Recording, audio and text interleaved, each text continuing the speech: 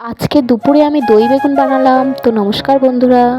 তো দেখো, প্রথমে আমি বেগুনটা কেটে নিয়েছি বোটা শুদ্ধ। তো তারপর আমি নুন হলুদ মাখিয়ে তো ভেজে নিচ্ছি ভালো করে। তো ভাজার পর কড়াই আমি আদা দিয়েছি, শুকনো লঙ্কা দিয়েছি, কালো জিরে, নুন আর হলুদ দিয়ে ভালো করে ভেজে তারপরে জল দিয়েছি। তো প্রত্যেকবারে আমি সর্ষে বেটে দিই, তো আজকে আমি ভাবলাম যে জল দিয়ে দেখি কেমন লাগে। তোমরা সর্ষে বেটেও দিতে পারো এই টাইমে। তারপর টক দইটা দিয়ে দিলাম। তো টক দইটা ভালো করে ফেটিয়ে নেবে। তারপর দেখো, আমি সামান্য একটুখানি জল দিলাম।